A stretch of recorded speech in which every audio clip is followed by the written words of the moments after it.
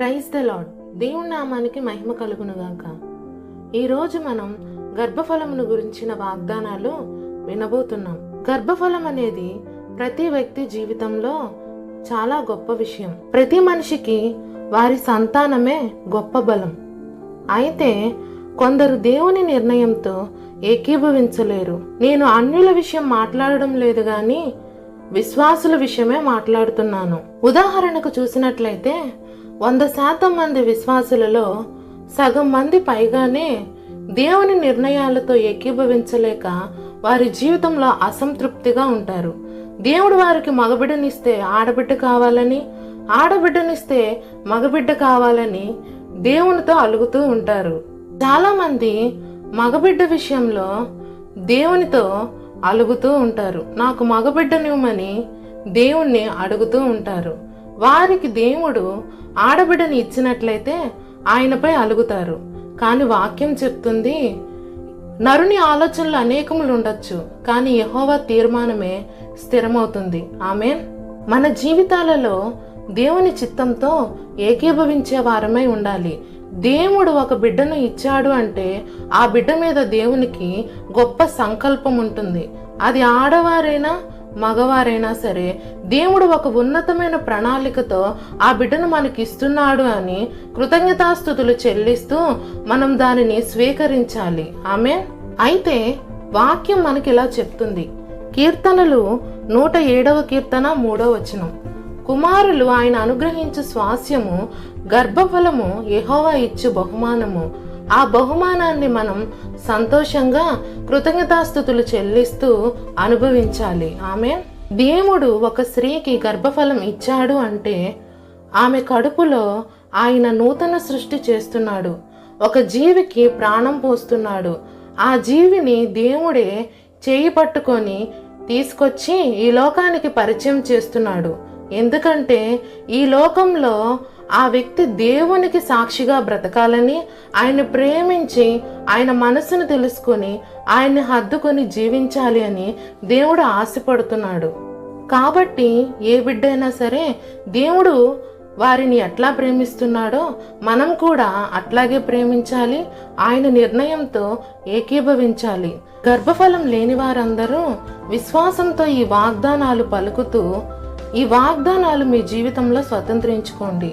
గర్భఫలం ఉన్నవారు, ఆయన మీద అలిగిన వారు ఆయనకి క్షమాపణ చెప్తూ చాలా సంతోషంతో ఈ వాగ్దానాలు మీ జీవితంలో స్వతంత్రించుకోండి. మనమందరము కలిసి కృతజ్ఞతాస్తుతులు చెల్లిస్తూ ఈ వాగ్దానాలు మన జీవితంలో స్వతంత్రించుకుందాం రండి.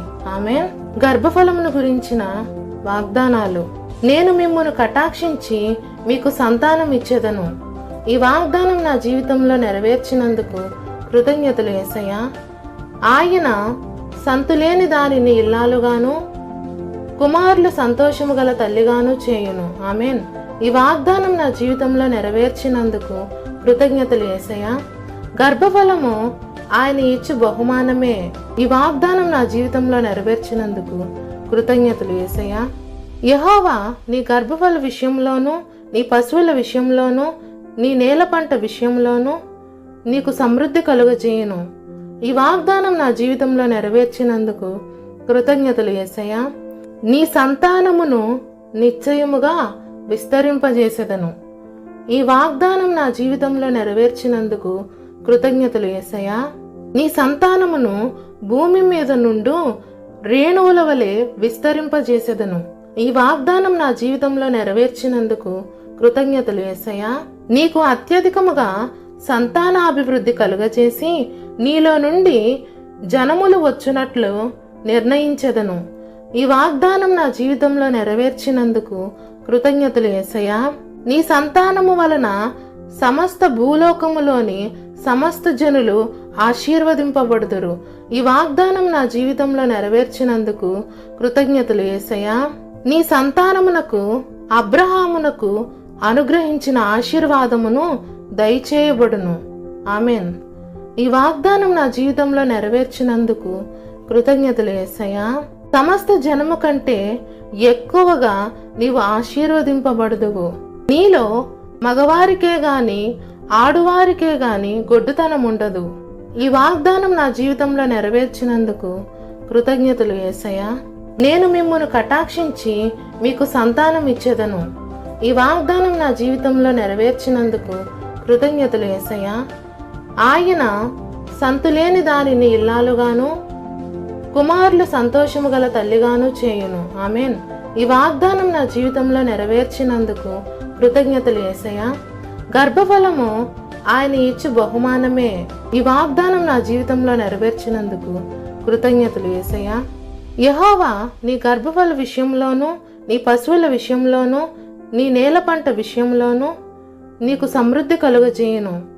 ఈ వాగ్దానం నా జీవితంలో నెరవేర్చినందుకు కృతజ్ఞతలు యేసయ్యా. నీ సంతానమును నిశ్చయముగా విస్తరింపజేసేదను. ఈ వాగ్దానం నా జీవితంలో నెరవేర్చినందుకు కృతజ్ఞతలు యేసయ్యా. నీ సంతానమును భూమి మీద నుండు రేణువుల వలె విస్తరింపజేసేదను. ఈ వాగ్దానం నా జీవితంలో నెరవేర్చినందుకు కృతజ్ఞతలు యేసయ్యా. నీకు అత్యధికముగా సంతానాభివృద్ధి కలుగచేసి నీలో నుండి జనములు వచ్చునట్లు నిర్ణయించెదను. ఈ వాగ్దానం నా జీవితంలో నెరవేర్చినందుకు కృతజ్ఞతలు యేసయ్యా. నీ సంతానము వలన సమస్త భూలోకములోని సమస్త జనులు ఆశీర్వదింపబడుదురు. ఈ వాగ్దానం నా జీవితంలో నెరవేర్చినందుకు కృతజ్ఞతలు యేసయ్యా. నీ సంతానమునకు అబ్రహామునకు అనుగ్రహించిన ఆశీర్వాదమును దయచేయబడును. ఆమేన్. ఈ వాగ్దానం నా జీవితంలో నెరవేర్చినందుకు కృతజ్ఞతలు యేసయ్యా. సమస్త జనము కంటే ఎక్కువగా నీవు ఆశీర్వదింపబడుదువు. నీలో మగవారికే గాని ఆడువారికే గాని గొడ్డుతనం ఉండదు. ఈ వాగ్దానం నా జీవితంలో నెరవేర్చినందుకు కృతజ్ఞతలు యేసయ్యా. మనము ఇప్పటి వరకు గర్భఫలమును గురించిన వాగ్దానాలు విన్నాము. విశ్వాసము ద్వారా ప్రతి వాగ్దానాన్ని మన జీవితంలో స్వతంత్రించుకోవాలి. దేవుడు ఆయా సమయాల్లో ఆయా వ్యక్తులను ఆశీర్వదించినప్పటికీ ఆ వాగ్దానాలన్నీ యేసుక్రీస్తు ద్వారా అవును అంటున్నాయి.